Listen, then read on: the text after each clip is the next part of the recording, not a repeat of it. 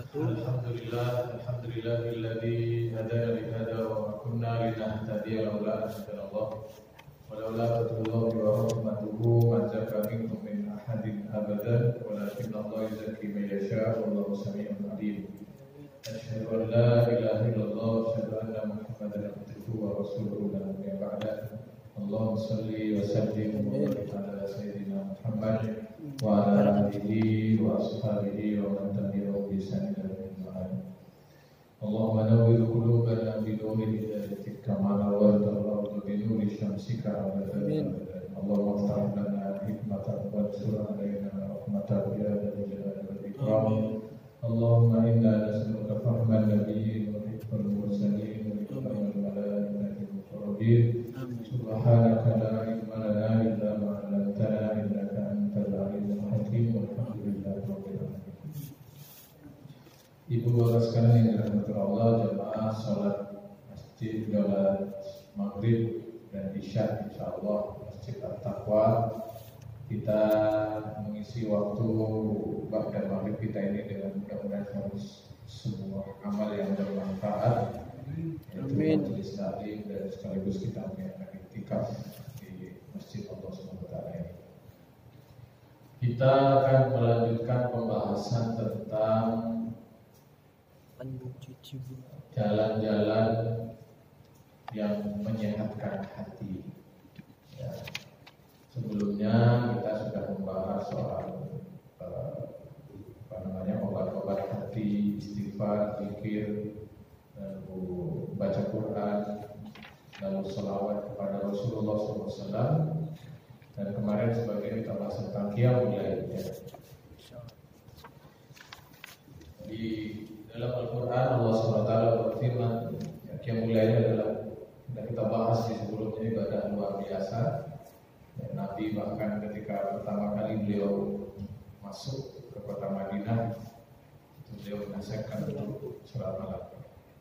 Jadi waktu malam, kalau kita mau mengukur kita ini termasuk cenderung ahli akhirat atau cenderung ahli dunia, itu dilihat dari seberapa kita itu memanfaatkan malam kita. Ya Pak ya. Mau dibilang ahli dunia saja ya tidak mungkin ya kita ini gitu. Buktinya dengan ngaji semua begini kan ya berarti kan ahli akhirat. Tapi prosentasenya berapa ya? Dewe-dewe ya. Kita mengukurnya dari malam hari. Makin ke sini, makin ke sana. Makin ke sini malam hari itu tawaran-tawaran zaman dulu, mungkin zaman bapak-bapak ini ya, saya belum lahir, mungkin itu malam hari itu ya soya turu gitu Pak ya. Semalam itu yang mulai kerja ya turu. Sekarang malam hari justru tawaran-tawaran kesenangan itu malah datangnya adanya di malam hari.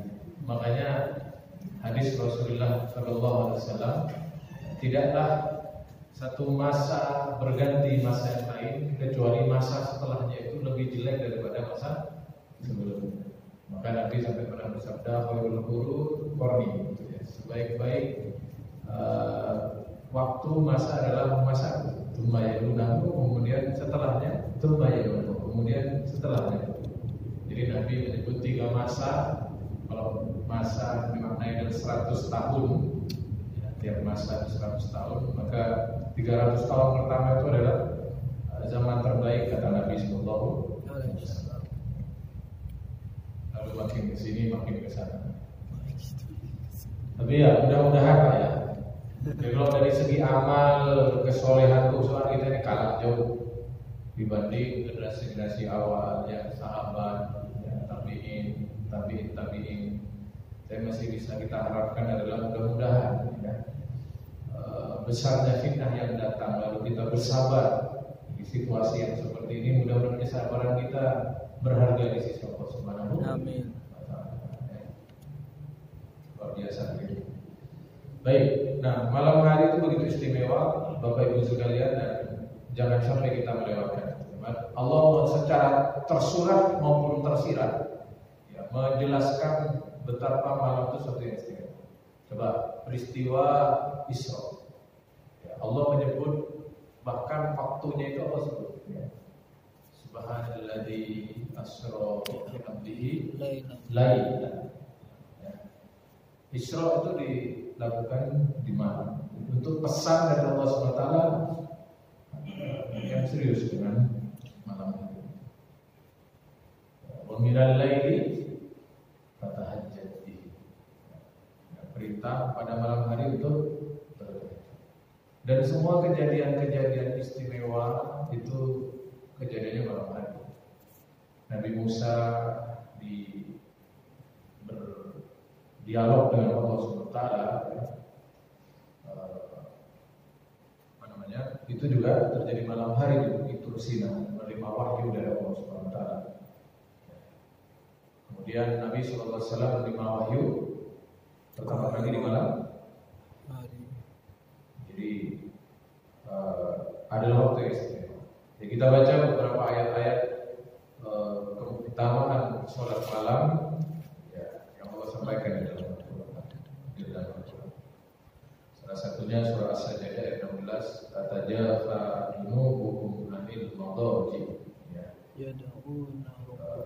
Lambung-lambung mereka jauh dari tempat tidur mereka. Ini kiasan yang Allah berikan. Jangan dimaknai letterlock ya, bukan belean, pos kamling, main kartu, tak mulai itu sama, jauh dari tempat tidurnya, tapi maknanya bukan itu.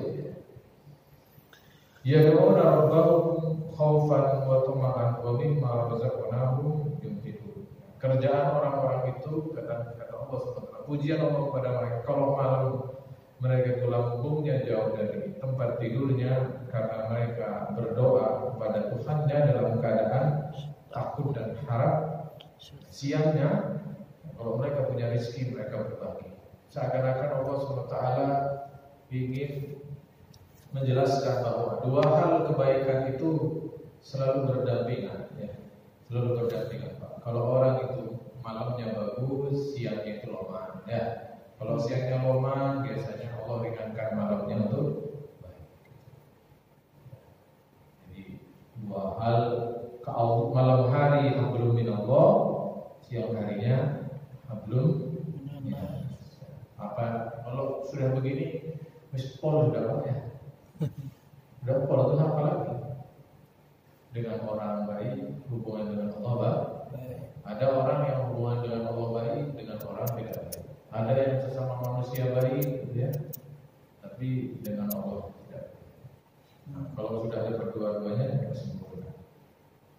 Lalu dilanjutkan ayatnya ini ya, fala ta'lamu nafsun ma ukhfiya lahum min qurrati a'yunin jazaa'an bima kanu ya'malun. Dan tidak ada seorang pun yang mengerti dan mengetahui apa yang tersembunyi dari qurratu a'yun, dari kenikmatan yang Allah berikan kepada mereka, jazaa'an bima kanu ya'malun, sebagai balasan atas apa yang mereka kerjakan. Nah, ulama tafsir memaknai apa maksud ayat ini, di mana Allah mengatakan orang yang sholat malam itu Allah memberikan kenikmatan kepada mereka yang tidak ada satupun yang ngerti kecuali Allah SWT sendiri. Dalam tafsir ada dua makna. Maksudnya adalah nanti balasan yang Allah akan berikan di hari kiamat. Allah di akhirat Allah menyiapkan balasan yang luar biasa besar kepada ahli tahajud, ahli qiyamul lail. Bapak-bapak, ibu sudah tahu ya bedanya tahajud sama qiyamul lail. Kalau qiyamul lail itu seluruh sholat yang dilakukan ba'da isya, ba'da sholat wajib isya sampai adzan subuh, itu semua masuk dalam rangkaian qiyamul lail. Bahkan sebagian ulama memasukkan ya sholat ba'da isya itu bagian dari qiyamul lail. Jadi semua sholat, mau sholat hajjah, sholat witir, sholat taubat, itu semua masuk dalam qiyamul lail, menghidupkan malam. Adapun sholat tahajud adalah sholat yang dilaksanakan setelah kita sempat tidur. Nah, dalam pengertian tahajud itu berbeda, ada dua pendapat lagi. Ada yang memahami tahajud itu adalah waktu. Ya. Yang memahami tahajud adalah waktu itu bukan jenis sholat. Ya. Bukan jenis sholat, bukan sholat witir, sholat tarawih, terus ada sholat tahajud, bukan. Ya. Waktu yaitu semua sholat yang dilakukan setelah tidur, maka itu disebut sholat tahajud. Jadi kaitannya adalah waktunya. Jadi, nah ini ada sebagian lihat kalau di pondok itu pondok pelosok memahaminya begini. Jadi tidak ada niat usulli sunat tahajud itu tidak ada. Karena tahajud itu waktu yang dilakukan, sama seperti dengan usulli sunat qiyamul lail itu tidak ada, ya kan? Ada yang memahami ya udah sholat tahajud itu ya judul sholat, nama sholat. Sehingga kita meniatkan saya niat sholat tahajud. Bagi yang kelompok pertama konsekuensinya, maka dia akan meniatkan sholat malamnya itu yang dilakukan setelah tidurnya itu, meniatkan macam-macam. Ada sholat tasbih, ada sholat hajat, ada sholat tobat, ya. Nah itu karena tahajud sendiri tidak ada sholat. Dia setiap semua sholat yang dilakukan setelah tidur itu ya tahajud itu nggak perlu diniati. Otomatis, otomatis. Sama kayak dengan sholat setelah isya ya udah otomatis itu sholat mulai. Kalau saya ikut yang mana? Saya lebih cenderung yang ya bisa diniati. Ya tahajud itu nama dalam bagian sholat yang memang kaifiahnya dilakukan setelah tidur. Baik. Jadi sholat witir yang dilakukan setelah tidur, maka itu menjadi sholat tahajud, bagian dari sholat tahajud. Witir yang dilaksanakan sebelum tidur, maka itu ya sholat witir dan bagiannya. Pertanyaan saya, tahajud apakah pasti qiyamul lail? Iya. Ya, apakah qiyamul lail pasti tahajud? Belum tentu. Nah, ulama membagi dua ya. Jadi Allah menggambarkan, Allah memberikan qurratu a'yun, itu bahasa qiyas ya. Sama seperti sebuah nabi dalam sebuah hadis Nabi mengatakan ju'ilat sholat qurratu a'yun. Allah aku jadikan sholat itu sebagai qurratu a'yun, sebagai hiburan bagiku ya. Qurratu a'yun kalau di makna yang tepat itu penyenang mata, penyejuk mata, jadi hiburan. Jadi Nabi itu hiburannya adalah sholat. Sedangkan kalau kita sholat masih jauh level hiburan, level beban kan ya. Kalau sambat-sambat ya, sadar mana gitu kan. Ceketan tuh bisa asal. Tapi ya tak apa-apa, cuma tidak sholat ya Pak ya. Kan ayatnya itu Allah itu luar biasa. Yang sholat tidak diterima itu bukan berat, tidak berat. Ikhlas dan ikhlas, ria atau enggak. Kalau soal berat itu masih dihitung. Ayatnya jelas. Infiru khifafa wa thiqala wa jahidu bi amwalikum wa anfusikum. Pergilah kalian berbuat baik ya, dalam konteks jihad, tapi bisa dimaknai umum. Pergilah kalian dalam keadaan sukarela maupun terpaksa dan sama-sama diapresiasi oleh Allah SWT. Ya, kalau orang tidak biasa sholat kan memang berat Pak ya. Kalau tidak biasa maghriban begini enteng. Ya, tapi bagi orang yang tidak biasa kan berat. Dan itu dihargai. Tapi kalau sudah enteng yang pura-pura berat. cari tantangan lain. Nah, qurratu ini pertama dimana adalah kenikmatan nanti di akhirat. Surga jelas Pak ya, kenikmatan surga yang Allah berikan. Dan nanti orang di akhirat betapa bahagianya ketika belum masuk surga tapi sudah tahu bahwa dirinya tidak masuk neraka. Kadang kita ini kan surga mau tipis-tipis yang penting baca melebu, kan gitu ya. Penting jangan mampir dulu lah. Nah, itu makna pertama. Jadi kenikmatan yang Allah berikan di akhirat.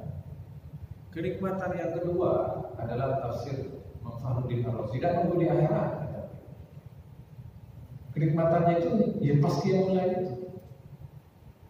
Kenapa ayat ini dimunculkan? ada motifnya, yaitu apa? Karena sebagian orang secara umum melihat yang mulai itu beban, ya, berat Pak, berat Pak pengalaman utama. Ya. Ada yang sudah bangun, ya, sudah jelas bangun, masuk kamar mandi sudah, tinggal duduk. Cuman koyo tok disetir-setir balik turun. Iya Pak ya. Karena kan sudah peluang itu bangun malam, itu kan sudah masuk kamar mandi. Karena itu duduk toh. Makanya kalau nanti saya menjelaskan mulai Pak di ayat ini di kajian ini di buku yang jenengan baca itu qiyamulnya Rasulullah itu panjang. Tapi nanti saya kasih alternatif lah ya. Biar nanti jangan kalau saya ceritakan qiyamul lainnya Nabi jangan masuk ke nanti. Ya. Nah, kita kasih alternatif. Minimal sholat malam itu adalah seperti yang dilakukan oleh Muawiyah. Sayyidina Muawiyah itu dia sholat malamnya itu karena dia itu menjadi raja. Terus itu tidak jadi alasan. Ya. Itu setiap malam yang mulai cuma 1 rakaat. Mepet subuh bisa. Ya. Jadi mepet subuh 1 rakaat sudah itu.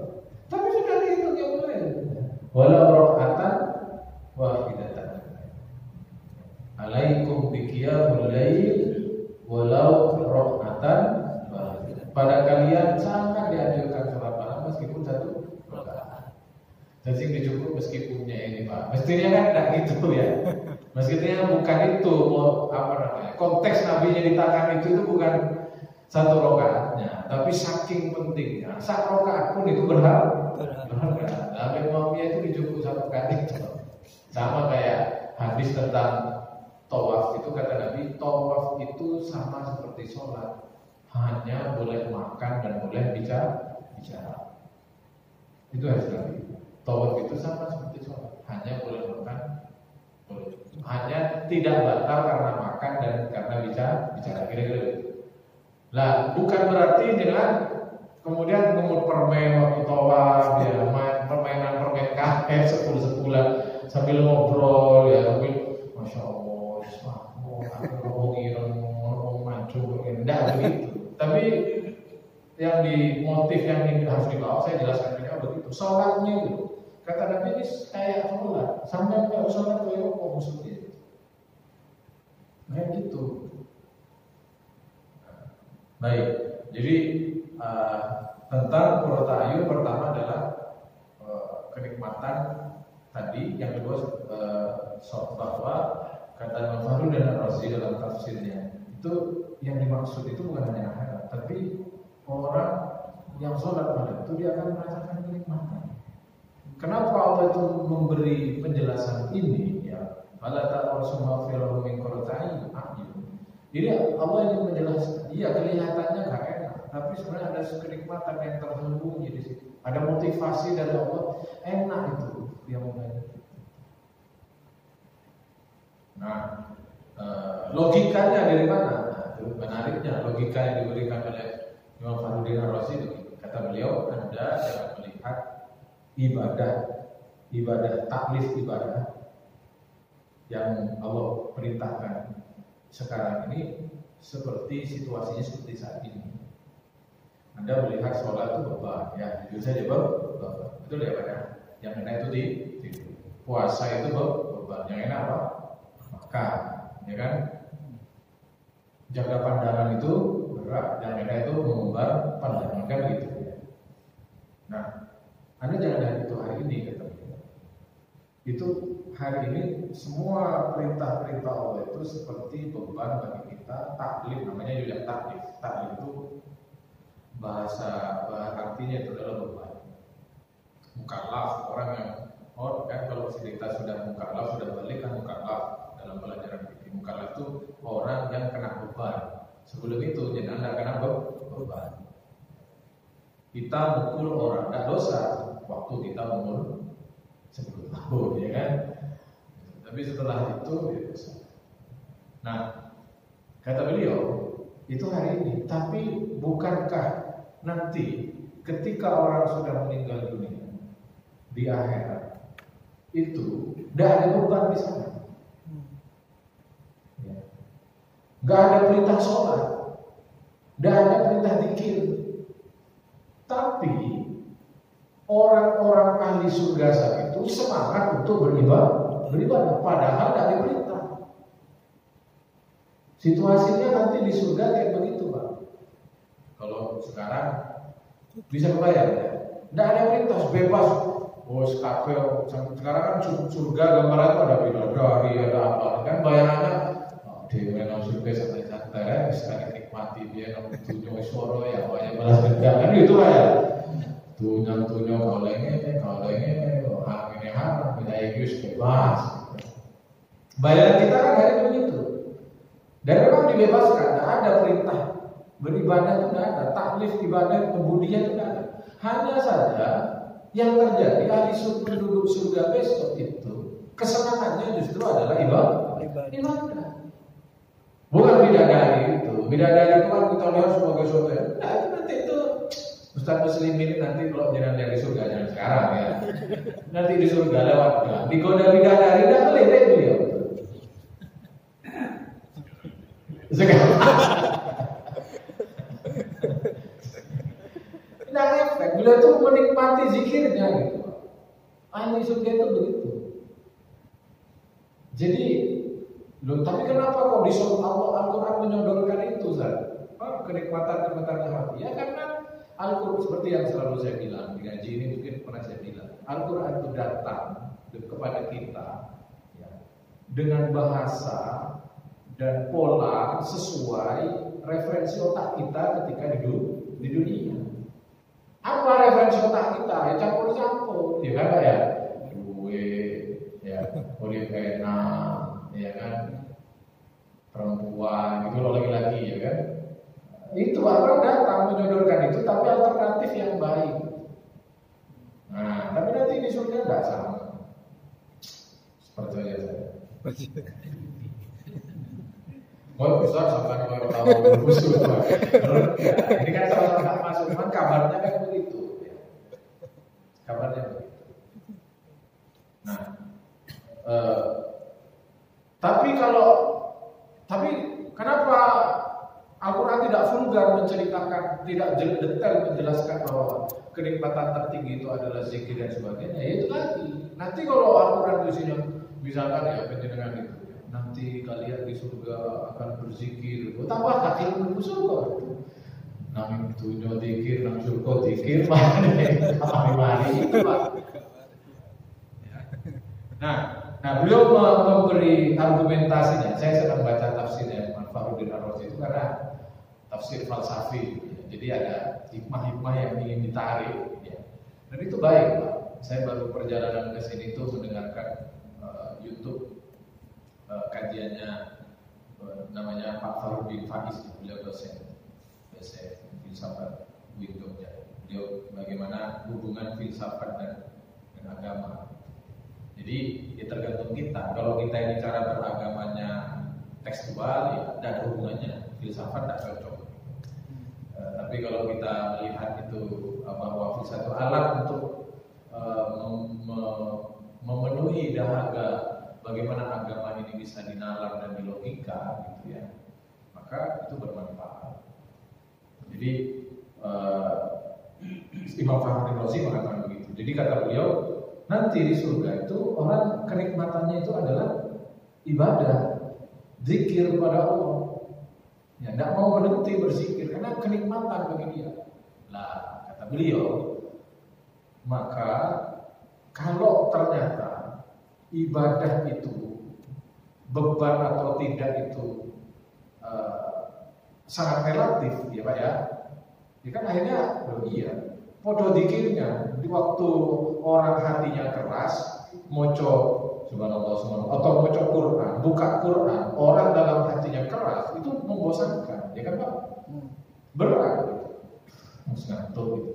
Tapi di sisi lain di surga malah itu suatu kenikmatan. Artinya baca Quran, zikir itu relatif sekali, tergantung situasinya.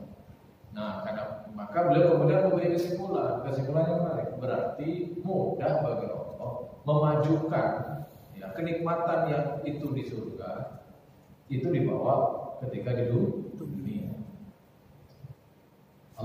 diberikan duluan di dunia. Makanya Ibnu Taimiyah mengatakan, barang siapa yang ketika di dunia tidak merasakan kenikmatan surga, maka takutlah dia nanti di akhirat tidak mendapatkan betul-betul kenikmatan surga. Kenapa beliau berstatement begitu? Karena mestinya kalau kita ini ahli surga di akhirat, percikan kenikmatan surga itu sudah terasa ketika di dunia. Jadi kalau sholat dan itu bukan beban, sebuah kenikmatan. Betul ya Pak ya? Allah Quran menggambarkan di dalam surah Ali Imran itu bagaimana orang-orang yang imannya kuat kepada Allah besok mau perang, ya, segala ya, dalam survei kalah Pak ya, persentasenya ya kan. Seluruh lembaga survei memprediksi pasukan perang Badar itu kalah karena pasukannya cuma 300, musuhnya 1000, tidak siap perang pertama kali. Tapi orang-orang beriman saat itu tidur nyenyak, Pak. Dan Allah gambarkan tidurnya orang-orang itu adalah karena ketenangan hati yang Allah berikan ke dalam mereka. Sedangkan orang yang tidak nyenyak tidur itu justru Allah sebut sebagai lemahnya iman. Jadi kalau ini nggak gampang tidur, insya Allah tanda-tanda kewalian ya. Dalam satu waktu ya, tapi jangan sering-sering. Baik, nah gitu. Jadi yang dimaknai dengan qurrata ayun di sini, satu di akhirat, yang kedua ketika di dunia saat kita salat malam sendiri. Nanti jenengan akan membaca nanti di belakang kisah-kisah orang-orang salafus salih dalam sholat yang luar biasa, ya, yang sampai tidak kerasa, ya. Kemudian sepanjang malam dalam munajatnya itu sebuah kelezatan luar biasa yang mereka bukan beban. Ya secara fisik letih mereka, tapi kalah dengan kenikmatan mereka saat bermunajat dengan Allah Subhanahu wa Ta'ala. Ya, sampai ada ungkapan seandainya para raja itu tahu betapa nikmatnya sholat malam, mereka akan menukarkan seluruh harta bendanya untuk bisa membeli kenikmatan itu. Cuman kan tidak bisa ditukar. Baik, ya, itu makna qurrata ayunin jazaa'an bima kanu ya'malun. Dalam surah yang lain, kanu qalilan minal laili ma yahjaun wa bil ashari hum yastaghfirun. Mereka sedikit sekali dalam tidurnya, ya, wa bil ashari hum yastaghfirun, dan waktu sahur mereka beristighfar.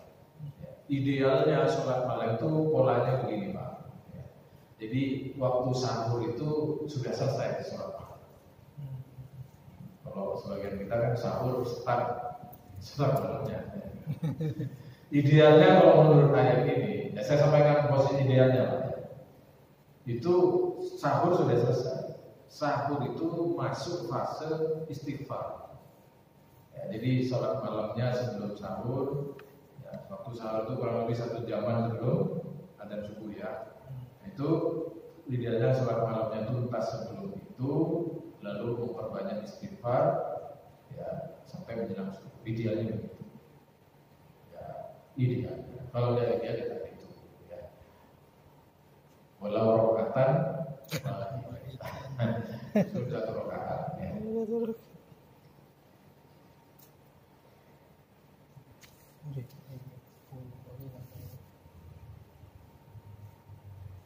Nah, dalam ayat yang lain, ya, Allah kemudian memberi penegasan kepada orang-orang yang sholat malam itu adalah orang-orang ahlul akhirah. Dalam surah Az-Zumar ayat 9, amman huwa qanitun ana al-laili sajidan wa qa'iman yahdharul akhirata wa yarju rahmata rabbih. Ayat ini kata Syekh Islam Ibnu Taimiyah, ya, al-qunut artinya kalau ditafsir oleh teman-teman itu, amman huwa qanitun ana al-laili, berarti itu orang yang baca qunut gitu ya. Dan qanitun itu maksudnya adalah orang yang taat. Orang yang taat di waktu malam bersujud, mendirikan, mereka adalah orang-orang yang mereka yang takut dengan akhirat. mengharapkan rahmat Allah Subhanahu wa taala. Itu justifikasi atau stempel dari Allah Subhanahu wa taala. Orang-orang yang membangun malam itu tidak diragukan lagi ya, orientasi hidupnya itu hanya untuk Allah Subhanahu wa taala.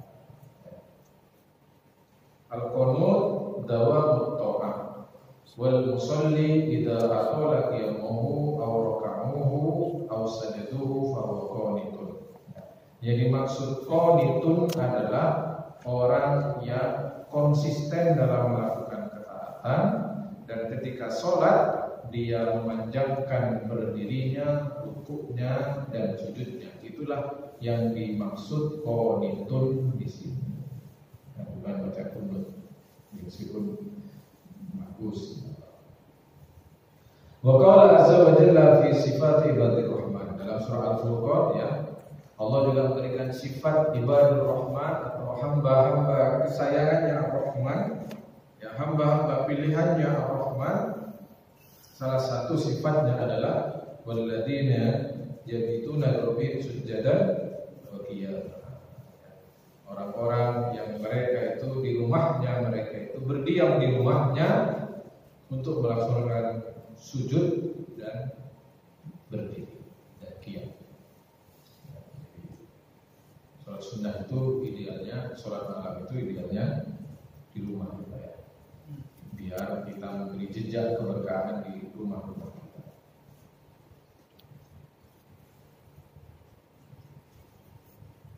Qala al-Bukhari, ini kita baca hadisnya. Kalau tadi ayatnya kita baca hadisnya.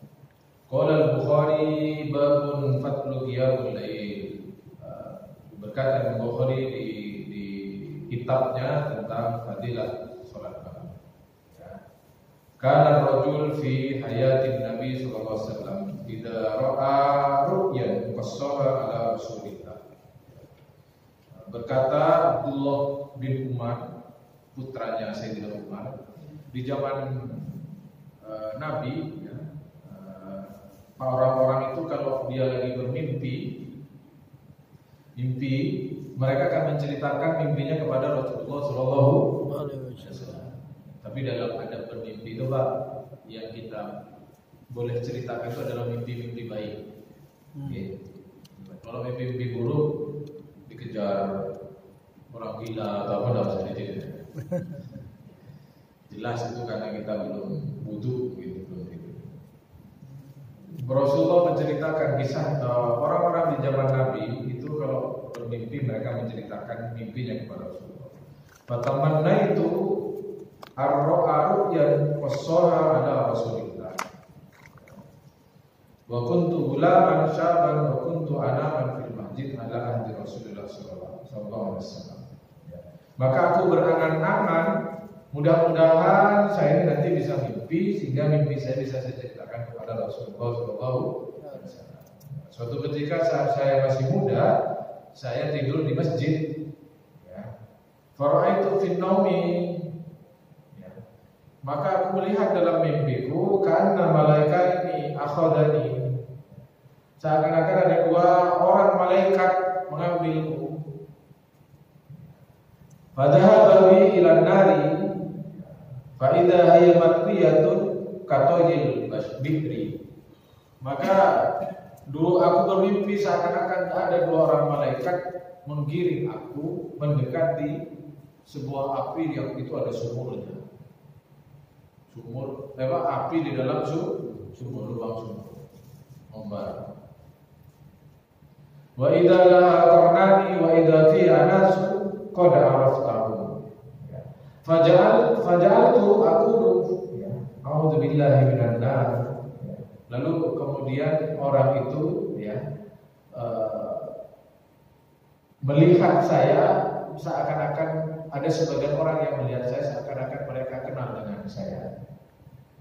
Lalu kemudian aku berkata a'udzu billahi minan nar, aku berlindung kepada Allah dari neraka. Kemudian Rasulullah SAW dan lalu dia menceritakan faqassatuha ala Hafsah, lalu aku ceritakan kepada Hafsah. Hafsah ini putrinya Sayyidina Umar, berarti kakaknya Abdullah bin Umar, ceritakan mbaknya. Faqasataha Hafsah ala Rasulullah, lalu Hafsah menceritakan kepada Rasulullah SAW, ya. Faqala Rasulullah SAW, lalu Nabi bersabda, nikmar rajul Abdullah law kana yusalli minal lail. Sebaik-baik laki-laki adalah Abdullah bin Umar kalau dia sholat malam.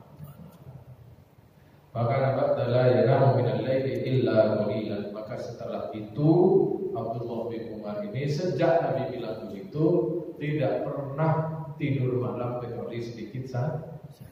Jadi para sahabat itu loyalitas kepada Rasulullah luar biasa. Hanya dibilangin begitu saja langsung beliau langsung sawakan untuk tidak melakukan lagi.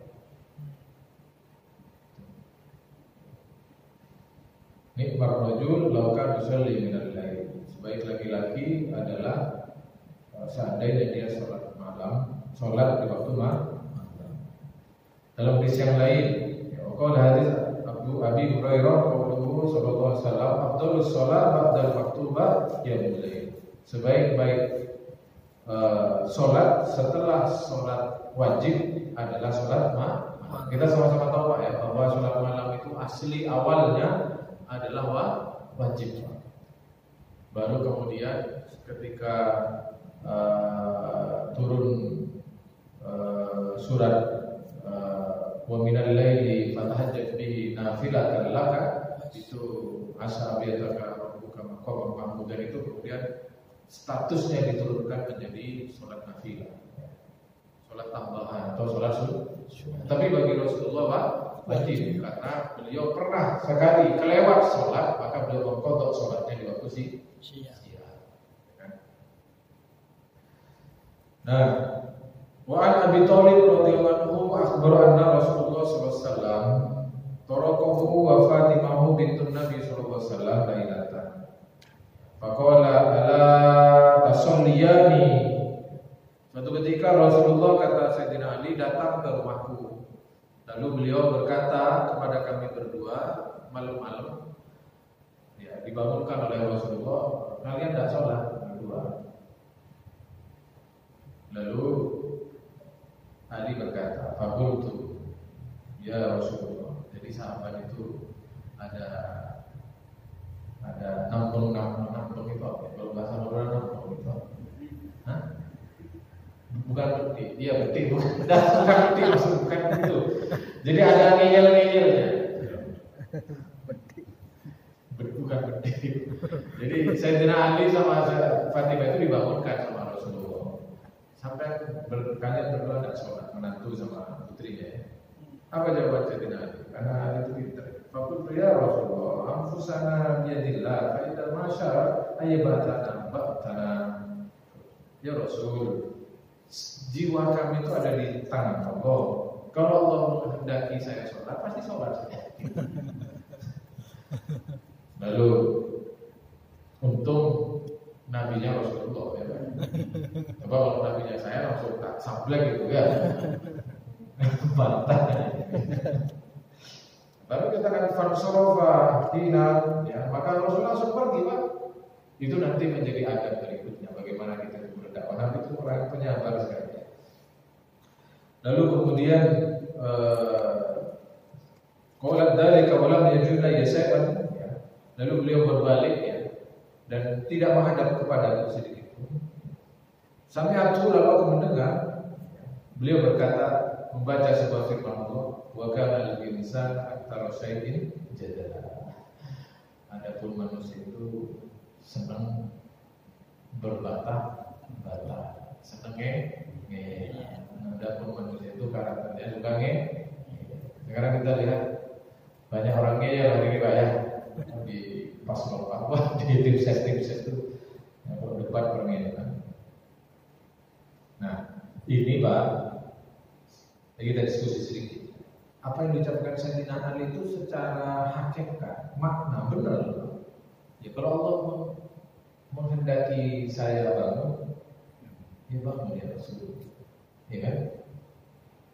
Tapi itu jelas salah. Ya. Jadi begini, ya. Sebuah ikhtiar kebaikan tidak bisa dikalahkan oleh satu pemahaman akidah keyakinan. Ikhtiar yang jelas-jelas baik tidak bisa digagalkan oleh takdirin ini, tidak bisa. Ya. Jadi ketika Nabi menyuruh sholat malam, kemudian Ali menjawab itu, mereka takdir ya, tangi Rasul, mereka tidak takdir ya, dah. Maka Rasul langsung mengatakan, orang-orang itu suka kalau takdir ya. Qala Ibnu Battal, seorang ulama bernama Ibnu Battal, fihi fadilati qiyamul lail. Di dalamnya itu ada fadilah keutamaan qiyamul lail wa iqadun na'imin, dan membangunkan orang tidur minal ahli wal qurbat bidzalika. Ya. Dan dianjurkan, disunahkan Bapak Ibu ini membangunkan keluarganya yang sedang tidur, istri. Bahkan dalam sebuah hadis yang lain itu, mudah-mudahan Allah memberkahi seorang suami yang ketika dia bangun untuk sholat malam lalu melihat istri yang belum bangun, dia siramkan air ke wajahnya. Lalu atau istrinya bangun lalu suaminya belum bangun, dia siramkan air. Siram yang dimaksudnya harus paham, bukan dikerocok, bukan. Ya yang mesra itu Pak, percikan, tangi sambil kalau perlu saat muslimin sambil dicium, dibisiki, diperciki. Bukan hadisnya gini, hadisnya siram air ini. Tangi. Tuh air. Dan Nabi tidak begitu Pak.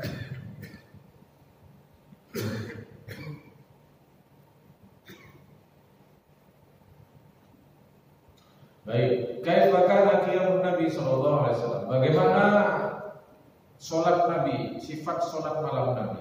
Ya. Pertama, tulul qiyam, panjang berdirinya, lama berdirinya.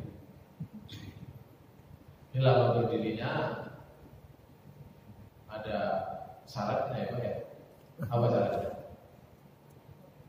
Jadi kan, apalan Qur'annya banyak. Kalau apalan Qur'annya kulhu sama ikhlas, panjangnya gimana? Diulang-ulang. Turun dia. Abdullah bin Mas'ud radhiyallahu anhu qala, "Shallaitu ma'an Nabi sallallahu alaihi wasallam lailatan." Kami suatu malam salat bersama Nabi. Falam yazal qa'iman hatta hamamtu bi amri su. Beliau itu tidak selesai sampai saya itu punya keinginan jelek, kata siapa ini? Abdullah bin Mas'ud. Abdullah bin Mas'ud masih muda, saya nak. Jadi sahabat-sahabat itu Pak, sisi manusiawinya itu tetap ada. Jadi dia bermakmum di belakang Nabi, tapi kesusui Pak. Akhirnya sampai Abdul Sa'id itu sampai ada niat jelek, ditanya, ya, apa niat jelek sampai? Hamam tu ada wa adri Nabi sallallahu alaihi wasallam. Saya berniat sampai pengen meninggalkan Rasulullah dan biarkan Rasulullah salat sendirian. Jadi mundur kakunya dengan KU. Jadi saking panjangnya salat Rasulullah sallallahu alaihi wasallam. Qala al-Hafidz, ya Imam Hafidz, fil hadis dalilun ala ikhtiyarun Nabi sallallahu alaihi wasallam yatwilus shalah bil lail, ya. Ini hadis ini menjadi dalil bagaimana usaha Nabi untuk memanjangkan salat malam beliau, ya. Wa kana Ibnu Mas'ud qawiyan muhafadzan ala iktidar bin Nabi sallallahu alaihi wasallam, ya. Dan Ibnu Mas'ud, ya, berusaha keras untuk menjaga, untuk tetap bersama Rasulullah SAW. Ya. Jadi justru ini bukan jeleknya Ibnu Mas'ud, itu adalah pujian kepada Ibnu Mas'ud. Ya, sholat dengan Nabi yang panjang kayak gitu, beliau konsisten dan menahan, tidak jadi mundur. Ya. Jadi makanya saya bilang, ya, orang dalam keadaan terpaksa berbuat baik, terpaksa berbuat baik, rotok sambil sambat, itu masih baik, Pak.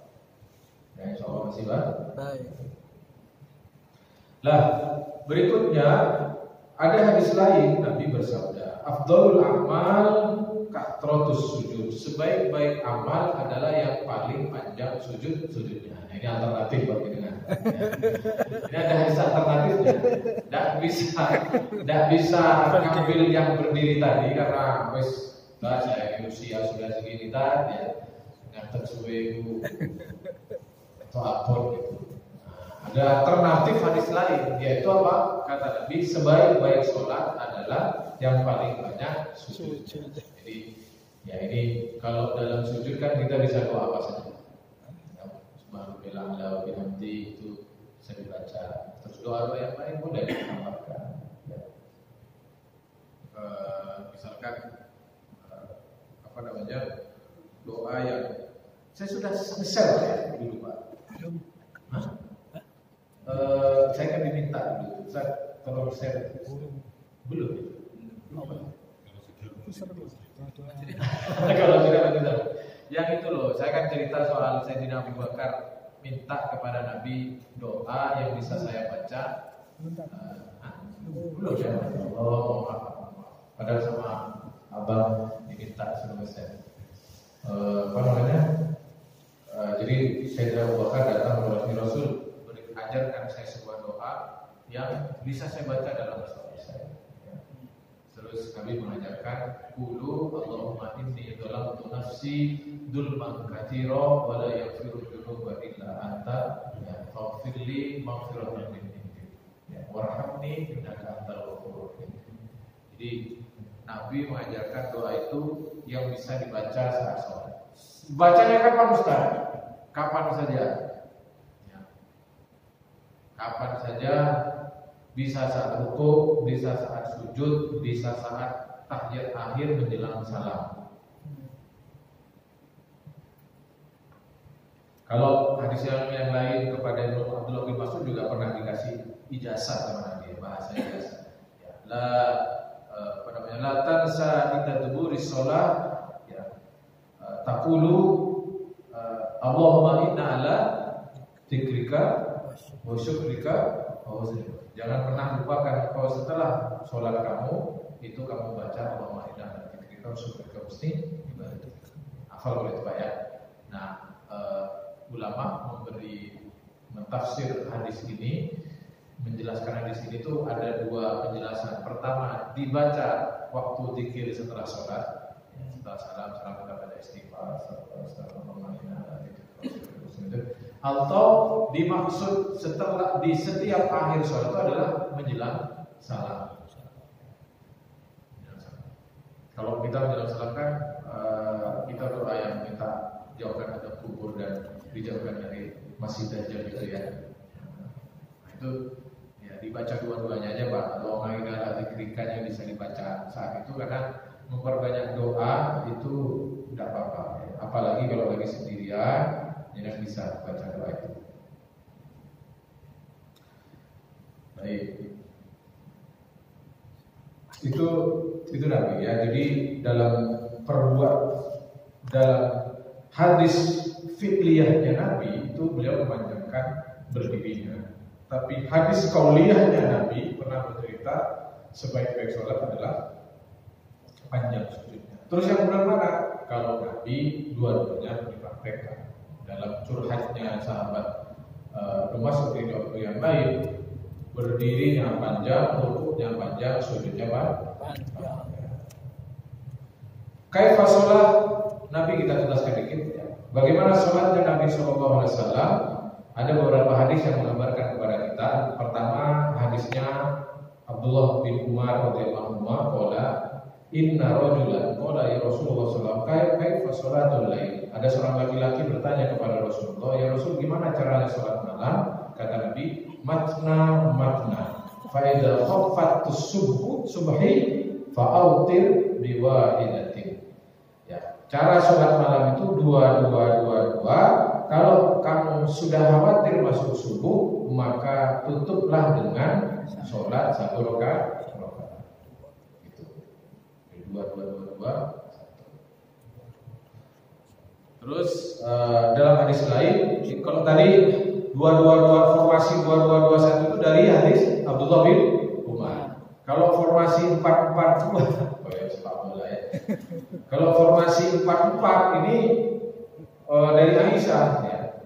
Karena Nabi yusalli minal lail 13 rakaat min hal witri wa rakaatal fajri. Sudah di dalamnya itu ya termasuk sholat witirnya dan sholat fajar. Berarti 11 rakaat. Sholat sunnah fajar sebelum subuh itu ada ulama menyebut itu bagian dari hadisnya. Jadi Nabi itu pernah 13 rakaat sekali salam pernah. 11 rakaat sekali salam pernah. Ya. 9 rakaat sekali salam pernah. Kok macam-macam Ustaz? Nah, ulama kok beda-beda. Nabi mengatakan ada orang tanya 2. Makanya Nabi itu memberi treatment. Itu kontekstual sekali. Ada yang mengatakan ketika Nabi itu sholat panjang begitu, itu saat beliau sehat-sehatnya. Saat usia beliau masuk usia yang sepuh, beliau menyarankan 2 rakaat biar ada istirahat. Itu. Jadi untuk mengkompromikan 2 hadis, Nabi pernah 13 rakaat, lagi seger-seger. Kalau jalan 13 rakaat, 1 gak kuat, yang kedua lali disokati gitu ya.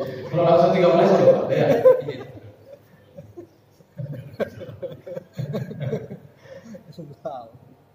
Dalam hadis lain terakhir ya tentang bagaimana sholatnya Nabi sallallahu alaihi wasallam, kan Rasulullah sallallahu alaihi wasallam ayyakum min sholatil isya ila fajri 11 rakaat. Nabi itu sholat antara setelah isya dan sholat fajar. Yaitu totalnya adalah 11 rakaat. Ya. Yusallimu baina kulli raka'ataini wa yutiru bi wahidatin. Nabi itu mengucap salam setiap 2 rakaat dan ditutup dengan witir 1 rakaat. Makanya Gus Bahar itu pernah mengkritisi Ahmadiyah tarawihnya orang NU. Karena beliau sendiri orang NU aman ya. Jadi kata beliau, saya itu suka heran. Kita sholat witir 3 rakaat, ya sholat witir 3 rakaat, tapi dipisah. Yang 1 2, yang satunya 1. Padahal witir itu maknanya ganjil. Jadi sholat 2 rakaat diniati witir kata beliau.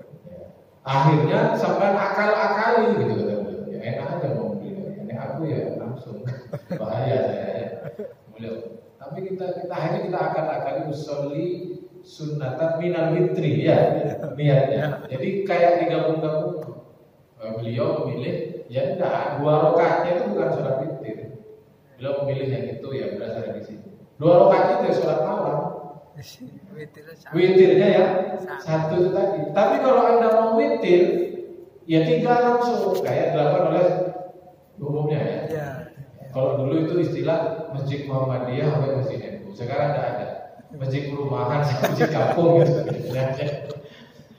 Kalau kampung 23, perumahan ya bukan soal NU Muhammadiyah ya. Kayak begitu.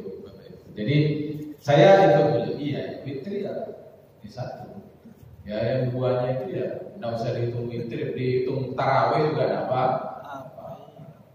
Kalau mau witir ya langsung di 3, 5, 7, 9, 11, 13. Baik, saya kira itu Bapak Ibu yang dirahmati Allah SWT. Jadi dengan bermacam-macam pilihan yang diberikan Nabi, yang mulai dari yang ideal sampai yang paling ringan, ya, ini mengingatkan betapa pentingnya sholat malam. Bapak-bapak jangan merasa telat ketika misalkan masjid masih as-sholatu wassalamu alaihi. Jangan merasa telat. Udah, 1 rakaat saja ambil. Itu luar biasa berharga. Ya. Tapi jangan sering-sering ya, tambah dikit-dikit, naikkan dikit-dikit sampai mudah-mudahan kita sampai ke tahajud yang ideal tadi digambarkan dalam Al-Qur'an. Kata Jafa junubuhum anil madoti wa bil ashari hum yastaghfirun. Mereka itu lambungnya jauh dari tempat tidurnya dan ketika sudah masuk waktu sahur mereka sudah beristighfar. Mudah-mudahan kita diberi kekuatan Allah, diberikan hidayah dan Allah untuk bisa melaksanakan ibadah yang luar biasa ini. Amin. Terima kasih. Subhanallah wa bihamdika asyhadu an la ilaha illa anta astaghfiruka wa atubu ilaik. Assalamualaikum warahmatullahi wabarakatuh. Waalaikumsalam.